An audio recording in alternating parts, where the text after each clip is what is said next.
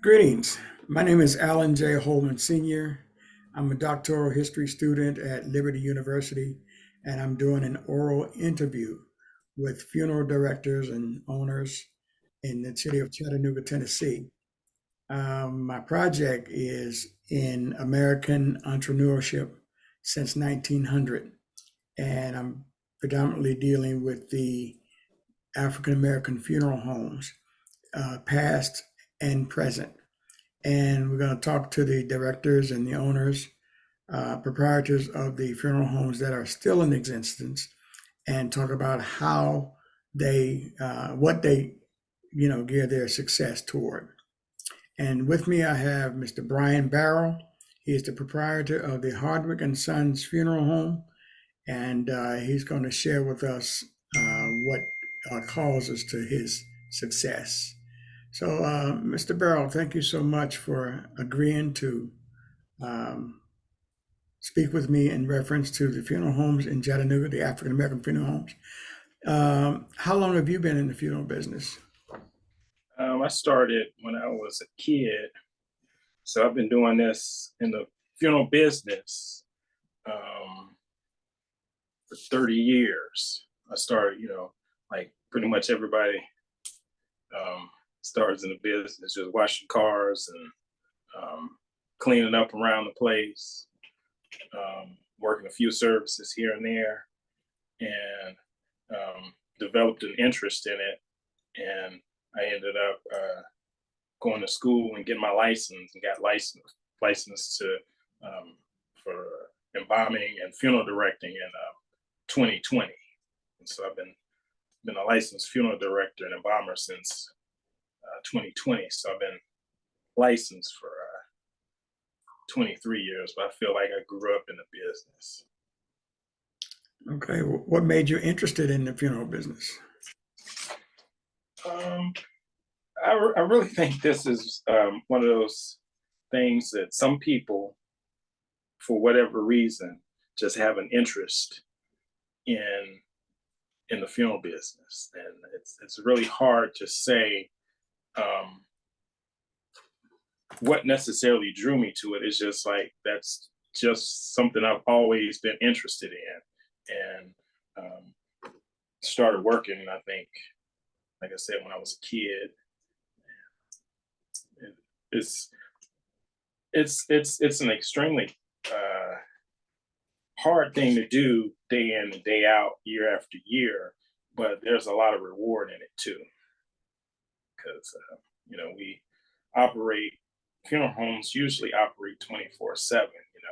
If somebody calls us in the middle of the night, we answer the phone, we go out, pick them up if need be, and so we don't take off um, holidays, birthdays, all of that. We have to work a lot of times. So it's really um, something that a person has to dedicate their life to if they want to choose this as a profession. Because death never ceases. Right. I understand. So, what kind of services do you provide in your funeral home? We kind of provide the um, traditional side of the funeral business. One of the differences in the funeral business, as opposed to like say like many other businesses, if you go to like a just take a place like McDonald's and you say, you look at the menu and you order what's available on the menu. In the funeral business, a lot of times, because we serve so many different, a diverse group of people, and the um, we want to factor in, that each family is unique. A lot of times, people will come to us and tell them what they want and see if we can provide that. And so, we go from anywhere from the traditional services to, you know, um, pick up and bomb, have the service of week, later by a burial vault and a cemetery plot. Or we could go, the non-traditional route, where somebody donates their body to, say, like a medical school or to science. It's all the different aspects of what a family wants. But one thing with that, as a funeral home, that we try to do is emphasize the importance of memorialization, because a lot of times when people don't have the means, they say, "What's the absolute cheapest we can do this? We don't want a service." And I try to let people know that there is a benefit in actually having that time to having that time set aside to actually memorialize their loved one. It is all a process of helping those who are left behind heal. And so that's really what we really try to emphasize is, you don't have to spend, a fortune to do that. It can be done economically, but it is value in doing that. Okay. This leads me to my next question. What are the benefits to pre-planning funerals? Um, Pre-planning it can be simple or it can be extremely complicated. From the consumer side, we try to make it as simple as possible. But there are some factors on the back end, on the funeral director side and the funeral home owner side, that can be quite complicated. It is, in my opinion, I think one of the most beneficial services that we provide to the consumer, because what you're able to do is, say, if you were to purchase products and services from a funeral home today, then you are able to lock in that price, even though you may not use it for 20, 30 years. Now, from the funeral home side, keeping up with inflation is the challenge for when somebody lives, say, that 20 or 30 years. You have to make sure that there's enough in that fund that that it can take care of the expenses at that time. And so there are a million different products, anything from life insurance to trusts, and even actually putting some of the money into the stock market to guarantee that return, at the time of death. Okay. How do you handle difficult situations or complaints? I know that's a thing in every business. Yeah, that's one of the things that's definitely a challenge for the funeral business, is how to address actually legitimate concerns that people have and mistakes that we as humans make. How to address that. People always want to be heard and understood, that you hear exactly what their issue is. I think that's important. I learned from a funeral director when I first started how to apologize. If I ever interview somebody who wants to work in the funeral business, I have them role play and say, "How do you apologize?" Because to be sincere and to say you're sorry, is goes a long ways. And the other thing that's specifically for people who are grieving, is you have to understand that when people are in grieving, it's a sadness that comes about. There are some people, and this is a psychological thing, there's some people who, instead of processing the emotion of being sad, of grief, they skip over that and they go straight to anger and mad.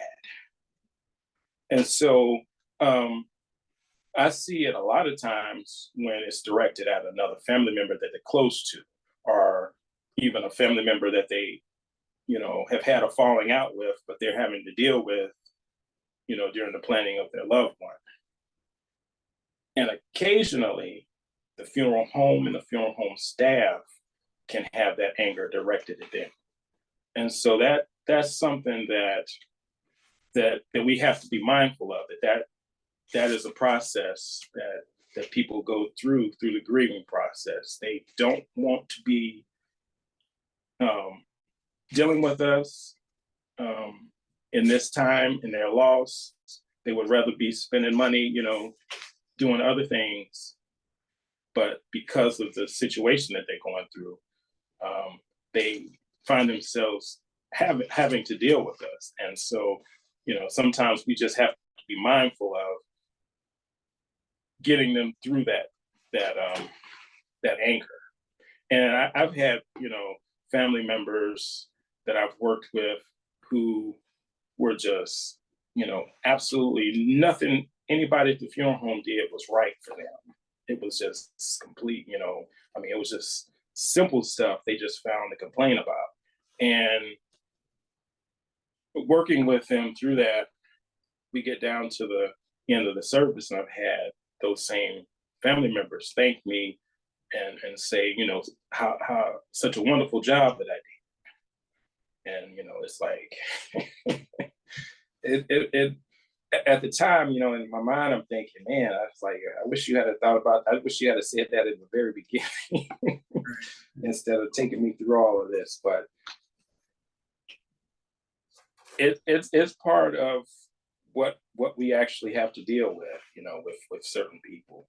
And along those same lines, there are some people that they cannot process. And, I've known, I personally have never had to do this, but I know of funeral directors who have, they've gone through the, apologizing. I hear you. I'm trying to do better. What can I do to do? What can I do to make this better for you? And they still, just want to send people through changes. There have been people in the funeral industry who just, said, hey, you might need to call somebody else. I have never had to do that, but I think a lot of times for an actual them to get past that, sometimes that may be necessary. I see. So that being said, what would you advise an apprentice desiring to become a licensed funeral director and embalmer? That's it's a whole lifetime to learn the funeral business. And there are always, no matter how many years people have been doing this business, how many different sides of the industry they've worked in, you'll always see something new that you never dealt with before.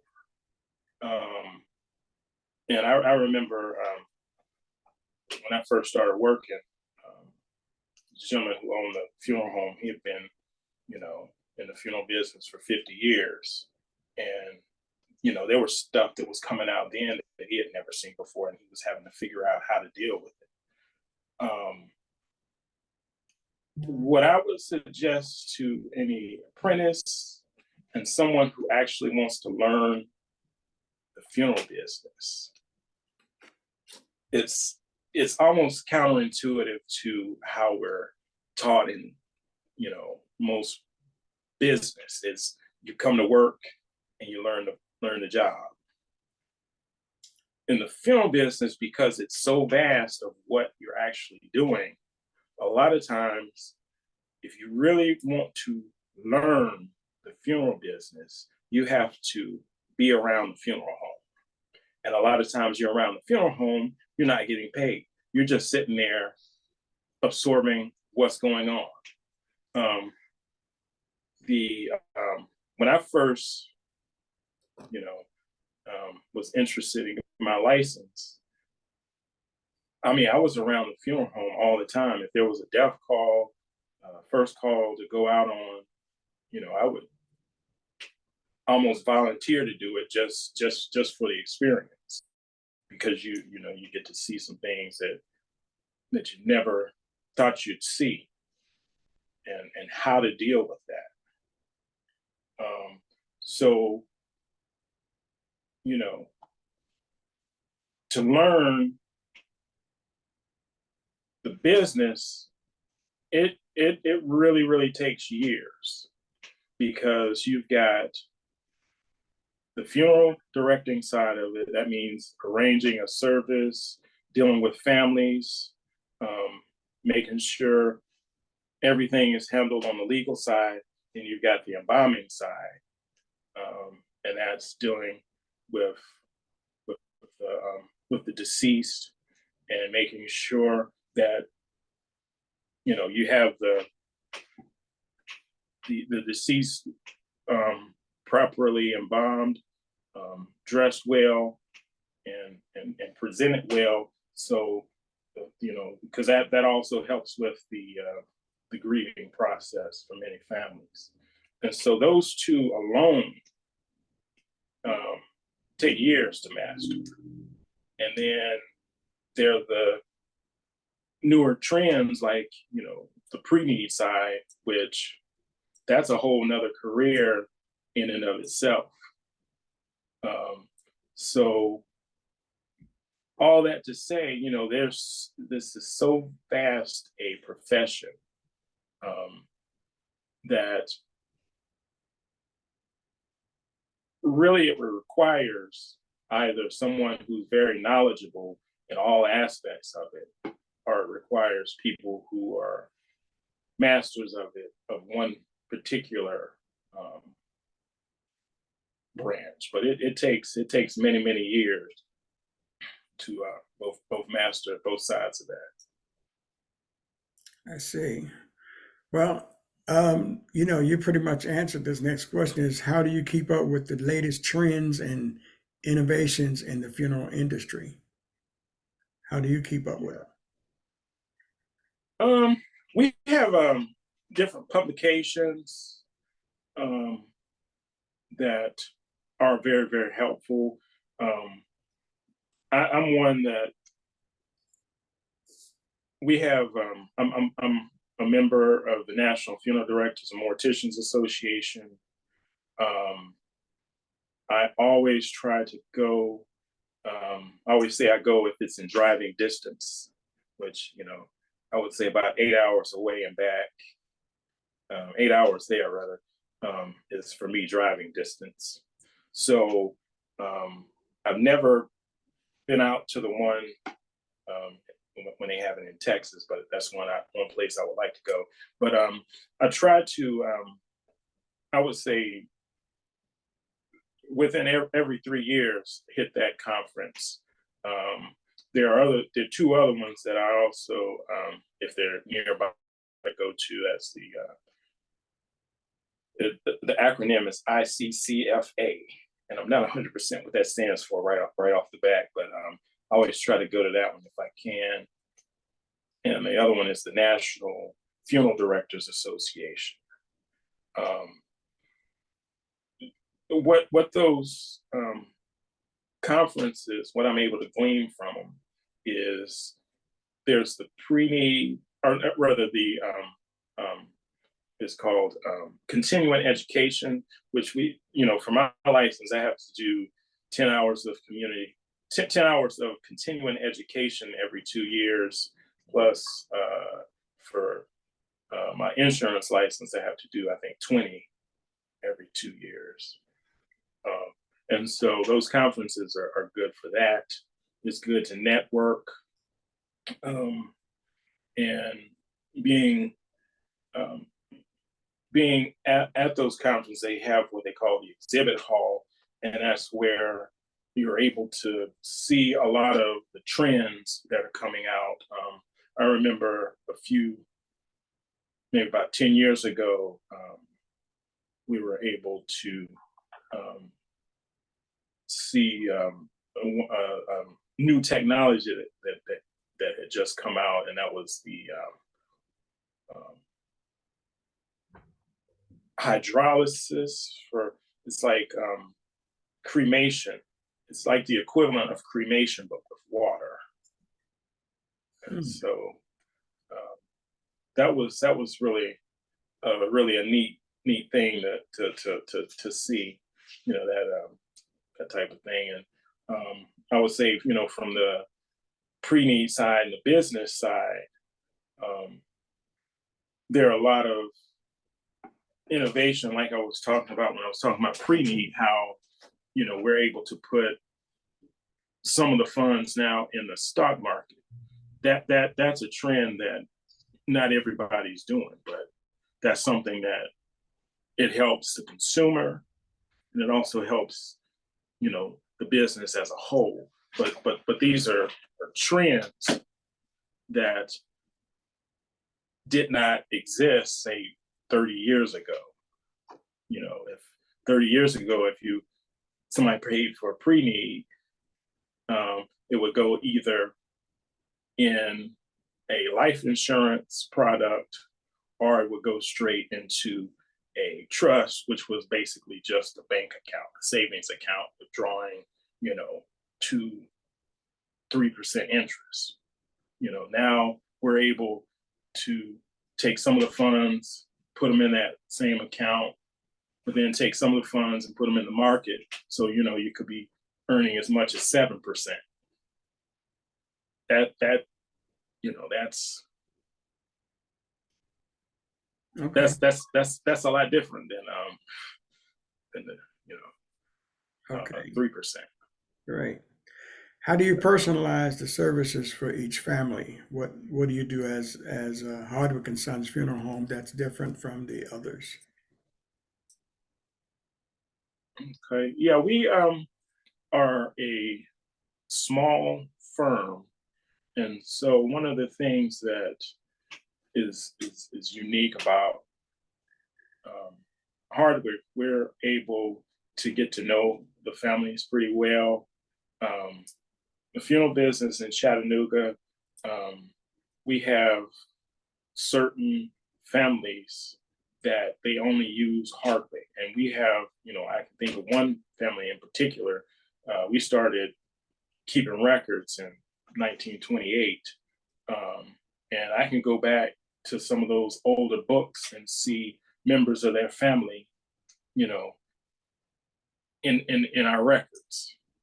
I mean, everybody in that family, has used our services, um, and so we try to make sure that during the arrangement conference that we're able to gauge exactly, okay, who was the deceased, what were their interests, what ways can their loved ones most benefit from memorializing. And so that's done by very, very things that don't take very much effort, but it's just actually being, asking the right questions and and um, and really talking and hearing what will bring about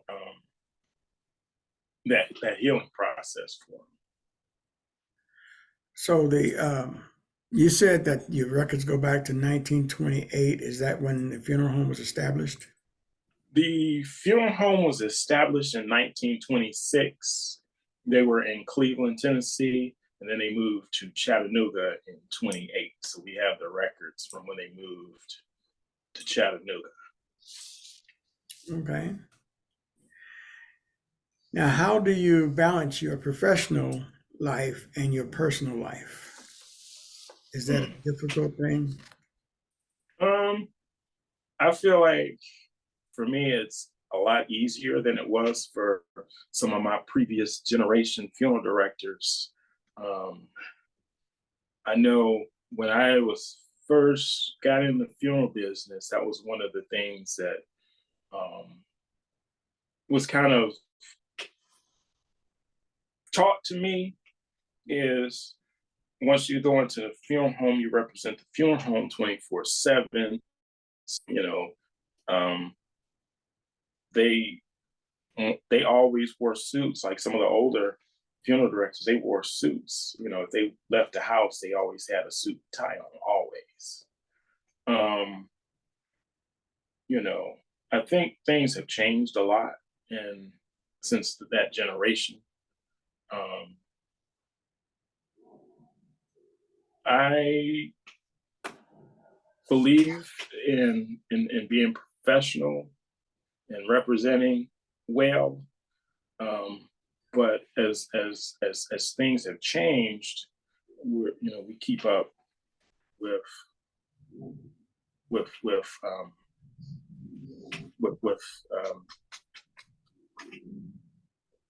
with we keep up with how things have developed.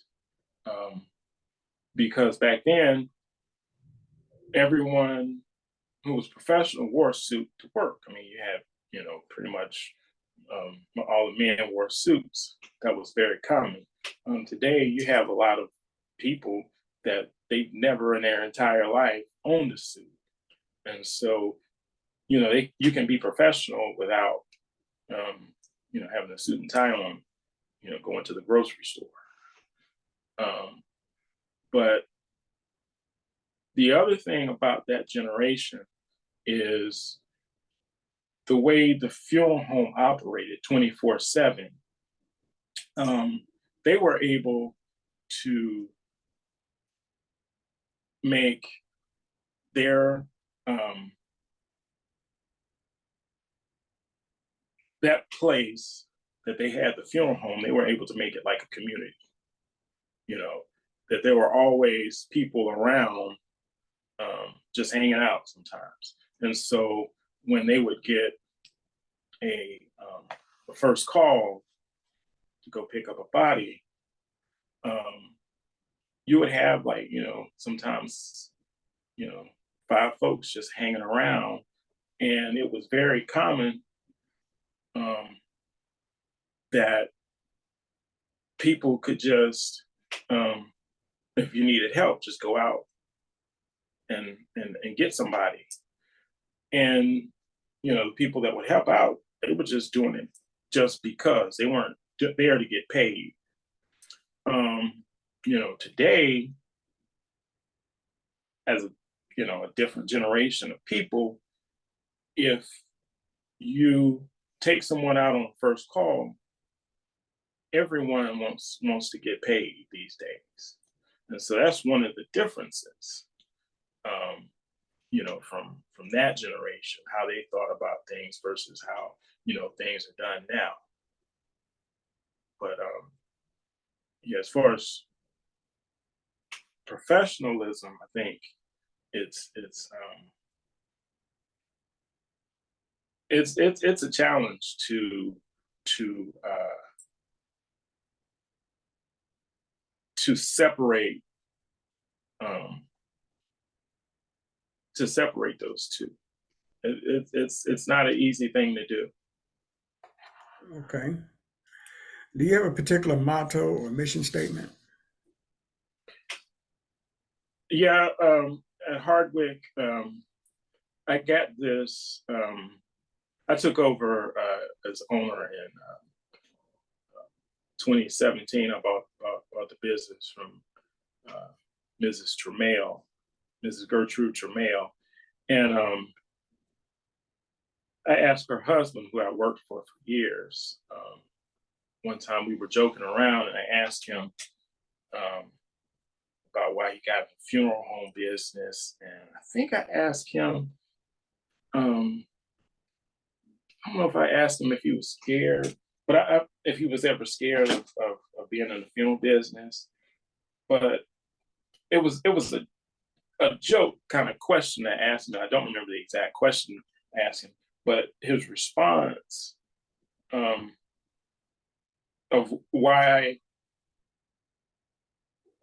he thought it was so important to be in the funeral business is he said that everyone deserves, he said, a Christian burial. Mhm. And so I really started to think about that. And we kind of tweaked it to our motto, uh, the way we service, because we serve more than just Christian families, but taking that same idea and we came up with every life is worth celebrating. And so I keep that in mind, when I have price shoppers who are calling. The price shopper is someone who, experienced the death and is trying to find the lowest price. Mhm. Um, I that's definitely one of the challenges in our profession is um, people not seeing the value in what we do, and so because they don't see the value in what we do, they think, well, if um, funeral home A, funeral home B, funeral home C, whoever has the lowest prices, that's what I'm gonna go with. But just like you asked a question about professionalism, a lot of times, the people with the lowest price, when they come to do a pickup, they're, well, I won't speak to them. I'll speak to us. If we send somebody out to do on a first call to do a removal, they come professional. That's something that if you don't understand the value in it, you know, you may not think, hey, this is really important for somebody to come out, to a resident where their loved one just passed away to bring that level of professionalism. But if you don't have it, it is something that you will definitely notice, you know. And I think we need to probably do a little bit better job when we're dealing with, people who are price shoppers, how to express what they're actually getting for the service that we provide and what it costs. Because I can't, it to because I always say the most important thing sets the tone um, in the whole process is the first call. First call is when they call us, if it's hospice or if it's a hospital, they call us. We say we'll send somebody there. You say, a family has requested your service. We'll send somebody out. The people that we send out are very professional. If they go to the hospital or nursing home, or if they go to a residence, a lot of times if it's a hospital or a nursing home, they're family members that are waiting until we get there. So we always keep that in mind that it's important to try to be timely once that call comes in, to be out there. But we come with professionalism. And so setting that tone, going out to the first call, saying, we are from Hardwick and Sons. That's how we introduce ourselves when we go out there, speak to everybody there. That's something that's so important. And if you have a family that's saying, "Hey, I'm looking for the lowest price," well, you know, their people are not funeral directors. Their people are not really they're just there, as somebody who's temporary filling that spot to do pickups. But we try to train our staff to be very mindful that all of this stuff that we do, there's a reason for it. You want to have a level of professionalism when you do it. So yeah, that's the I think one of the big values in what we do, and I think we need to convey that message a little bit better, I think, than sometimes we as an industry have. So in other words, you're saying your motto would be every life is worth celebrating, and you try to provide a Christian service. Yeah. Okay. It is understood that African American funeral homes in Chattanooga have a great working relationship, not necessarily as rivals. However, being a business, how does your establishment differ from the others? Yeah, we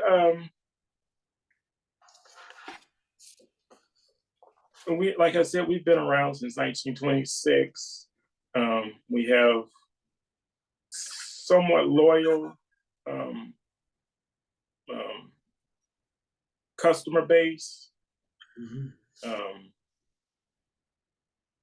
and so we can do the more non-traditional services. We've gotten into them a lot over the past few years, but what what we're known for is doing traditional service. Everybody kind of has certain churches that they work with more exclusively, are a certain demographic, whether it be a certain socioeconomics. Because I would say for a while, um, we catered to the upper middle class blacks in Chattanooga. I think that started to shift a little bit since we moved, but we still have a lot of those old families, like I said, that use only Hardwick. So But I'm sorry, you're one of the funeral homes, or you're the funeral home that was actually on what they call the Big Nine on Ninth Street that is now Martin Luther King. right, yeah, I think they built that building that was torn down. They built it in 1932. Okay. Yeah. Okay. Well, how do you propose the business to carry on if your descendants choose not to be a part of the funeral business? How do you propose to carry on that legacy? Yeah, that's something that I've been thinking a lot about. 'Cause I have a young daughter. I don't know if she'll end up being a funeral director or not. Um, but I think it's important to have for every small business, especially one like I was sharing, about the older generation. One of the changes of that older generation was they chose not to pass on um, their knowledge, a lot of them, to the next generation. They chose to they were a group of people that lived through Great Depression, World War II, and um, they believed in taking a lot of what they had learned to their grave. They did not believe in sharing. And so, just like you mentioned, the Big Nine, I saw as a kid growing up, one of the things um, that was happening with that area was there was a thriving minority businesses all up and down that street. And as the owners who were in that World War II generation, the ones they call the greatest generation, as they got older and they got sick and they started to die, there was nobody there to take over. And a lot of people from the outside were looking at it and who weren't really aware of what was actually going on. They thought it was something else. But I was there and I saw it. I saw it with my own eyes. They would not share their information of how to run a business. They would share some stuff, but they wouldn't share like how to run a business. So you had that generation of owners who their kids had no clue what bills to pay, what were the most important bills to pay, how to run a business, you know, who you needed to contact, get certain things done in Chattanooga. They didn't know any of that. And so when that group of business owners got sick, there was nobody there who knew how to do what needed to be done. And so business after business after business after business after business closed up for that very same reason. Hmm. And so I was, like I said, down at Hardwick, and I was around there just half the time I was there, not getting paid, just there trying to learn information. So I was always asking questions, like how you do such and such, what happens in this scenario. And so I taught myself from that group of people by asking questions, because I didn't want the same thing to happen to Hardwick. And I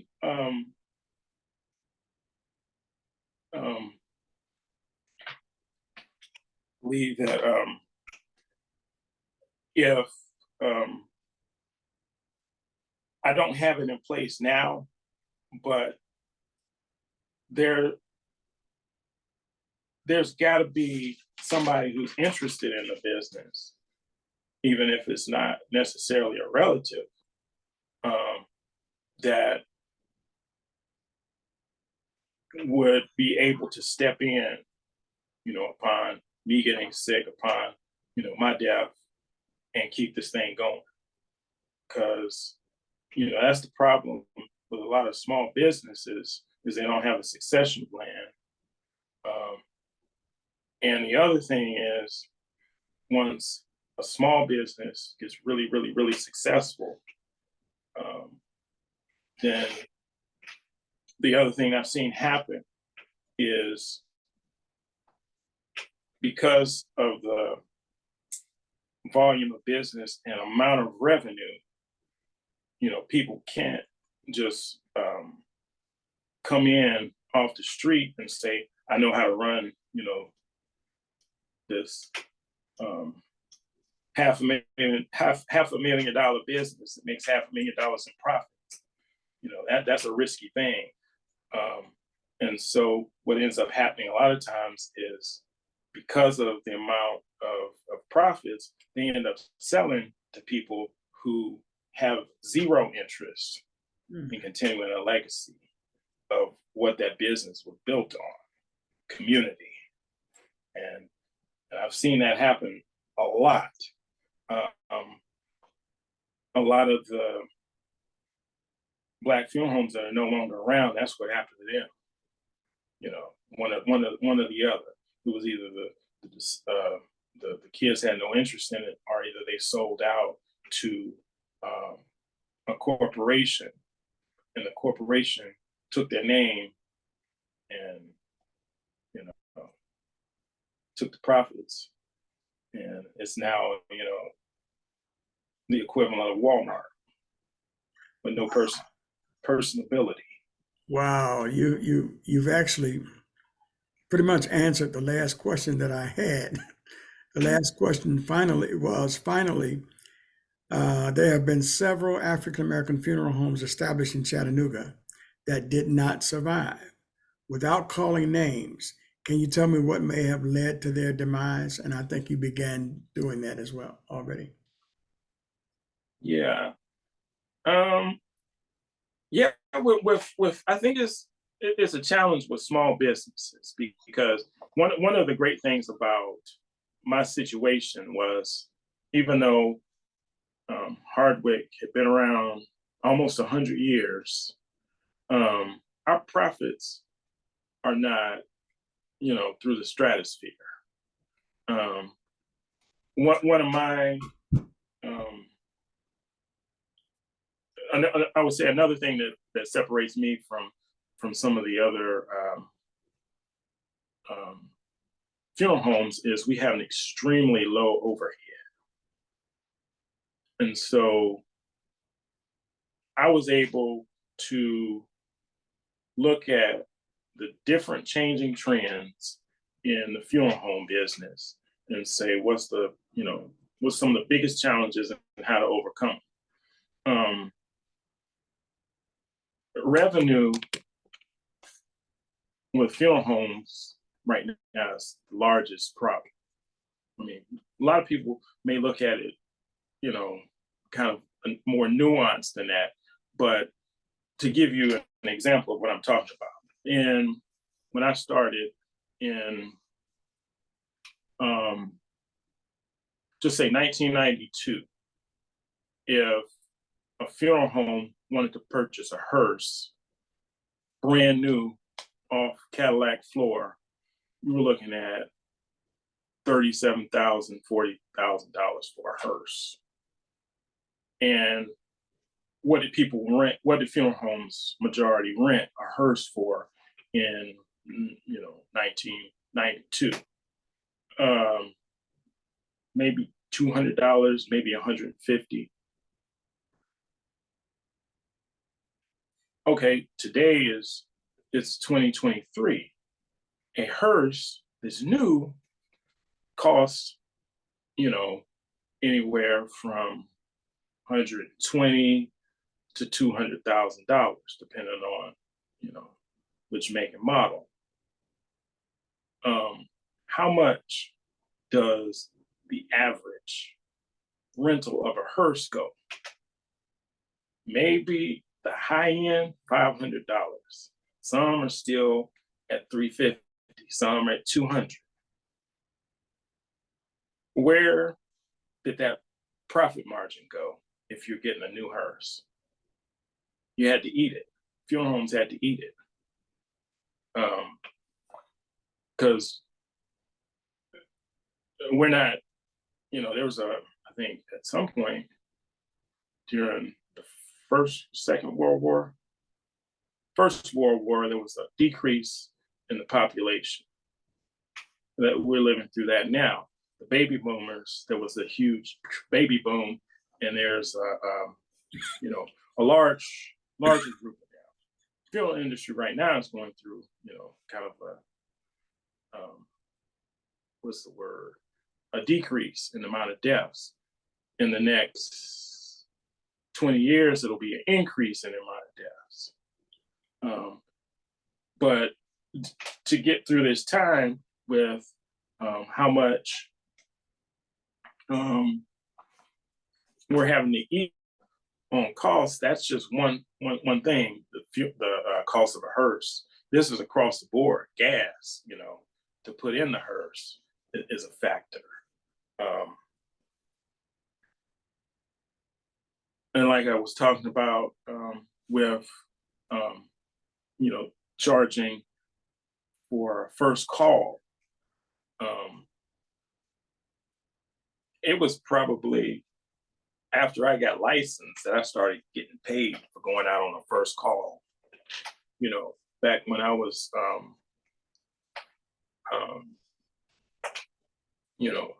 working for the funeral home initially, people didn't get paid for going out on first calls. People didn't get paid for driving a limousine on a visitation. You got paid for working a funeral service. The rest of the stuff you just did as part of the service, to the family. I mean, if you drove on the limousine, if you drove a limousine, at the visitation, you would definitely be working a funeral, so you could get paid. But you weren't going to get paid extra because you drove the limousine the day before. And that was just kind of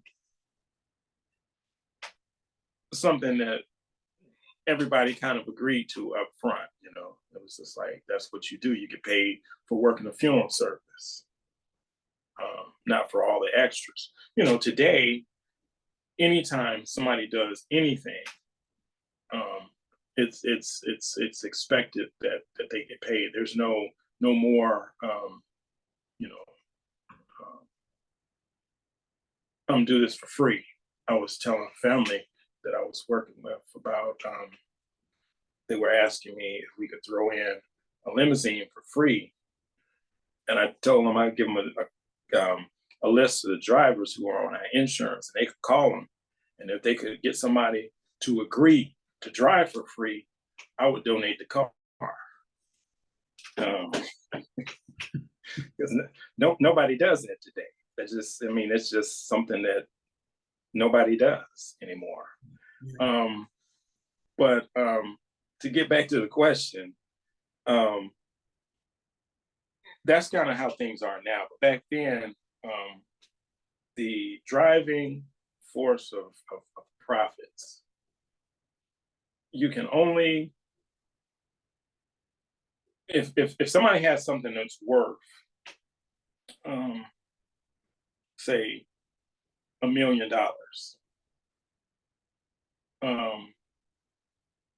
it's only so many people who can purchase something that's worth $1 million. And, outright. But then it goes back to one of the questions you asked me earlier about how to, what would I tell an apprentice? And I went on this whole tangent about get as much knowledge as you can. That's another side of the business that I didn't even address when I was answering that question, is how to actually run a funeral home, not just be an employee in a funeral home, but how to actually manage the profits, the profit loss statement, balance sheet, all of that.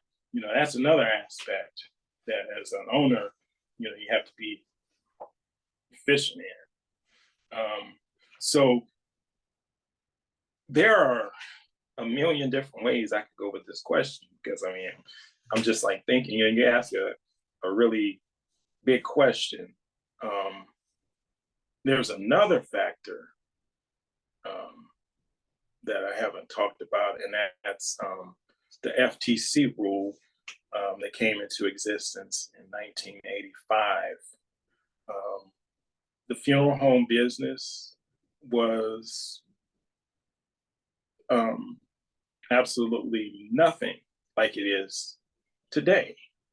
But we have not updated that rule by the FTC funeral rule, because it was like a nuclear bomb to the funeral industry.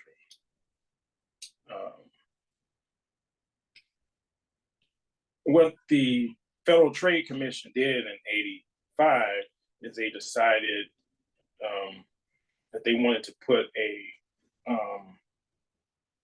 under the guise of consumer protection, they decided to create a absolutely positively impossible to follow bunch of guidelines for every funeral home in the country. I think I saw an article one time and it said 90% of funeral homes are not in compliance with the funeral rule. Well, I can say it's probably closer to 100% because the law is written in such a way that it's impossible to be 100% compliant with the FTC funeral rule. But that opens this whole can of worms of why funerals cost so much more than they did before 1985, because before they put those guidelines, you know, there was a lot more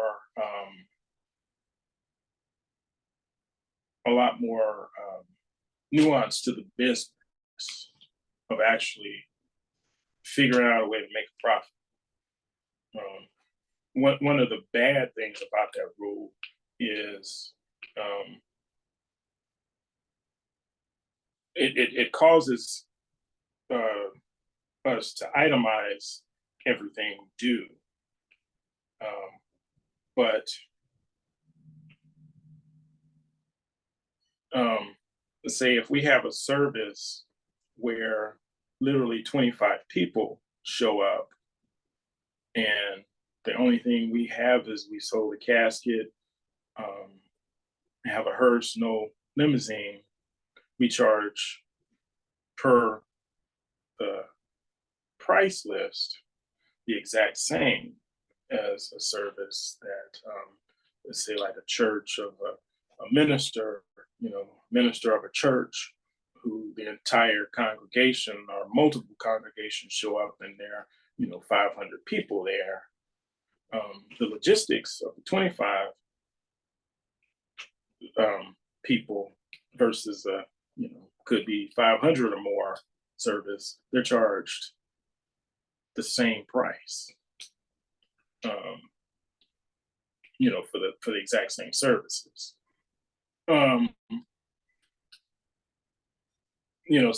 Some people may say that's fair. I look at it from a logistics. What is logistically, should that be? I would say no. I think one should, because one is going to require a lot more manpower, a lot more vendors. But per this rule, you have to do the exact same thing. So is that like providing the repass and the numbers that you're providing for? Is that the area that you're speaking in reference to? No, it's just the price list, like what one family pays, the other family pays for each itemized price, and that's one of the issues. When you speak to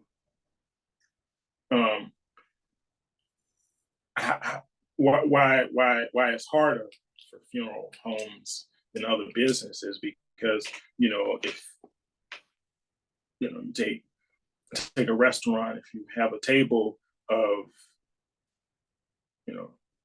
15 people, they require the gratuity up front, saying, hey, people are doing services, are going to get paid. And we have to figure out this minefield of balancing the 25 people coming to a service versus the 500, and figuring out how everybody's going to get paid for doing the work, because it may take man hours to do the service. On the 25 service, I want to maybe like 10 hours, and on the 500 service, it may take 4 days of man hours, but it's the same price. Okay. Well, thank you, Mr. Barrow. I really appreciate this interview. It's the Hardwick and Sons Funeral Home, established in 1926 in Cleveland, Ohio, moving to Chattanooga, Tennessee in 1920. Cleveland, Tennessee. I'm sorry? Cleveland, Tennessee. Did I say Cleveland, Tennessee? Oh, okay. I think you said Ohio. Oh, I apologize.